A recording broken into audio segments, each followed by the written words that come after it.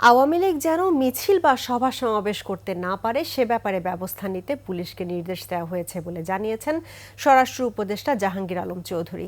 একই সঙ্গে তিনি বলেছেন, নিরপরাধ কাউকে যেন কোনো মামলায় ফাঁসানো না হয়। খালিদ ইবনে মিজানের রিপোর্ট। রাজধানীর আইনশৃঙ্খলা পরিস্থিতি উন্নতির লক্ষ্যে ধাপে ধাপে ঢাকা মেট্রোপলিটন পুলিশের বিভিন্ন থানা কার্যক্রম পরিদর্শন করেছেন স্বরাষ্ট্র উপদেষ্টা জাহাঙ্গীর আলম চৌধুরী।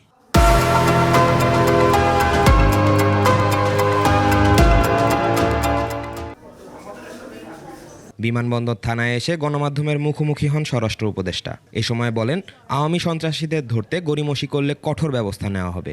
মিছিলটা যেন ভবিষ্যতে না হতে পারে এই জন্য পুলিশদের ইনস্ট্রাকশন দেওয়া হয়েছে, এবং যদি তারা এটারে ভালোভাবে কন্ট্রোল না করতে পারে তাই তাদের বিরুদ্ধে ব্যবস্থা নেওয়া হবে। আইনশৃঙ্খলা পরিস্থিতি আরও উন্নত করতে প্রয়োজনীয় পদক্ষেপ নেওয়া হচ্ছে। তাদের থাকা এবং খাবার অবস্থাগুলি দেখার জন্য।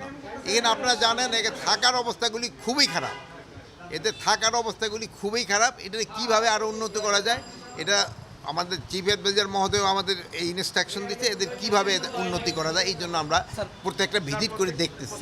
বিমানবন্দর থানা পরিদর্শনের পর তুরাগ, উত্তরা পশ্চিম ও পূর্ব থানা পরিদর্শনে যান স্বরাষ্ট্র উপদেষ্টা। খালিদ ইবনে মিজান, 21 টেলিভিশন, ঢাকা।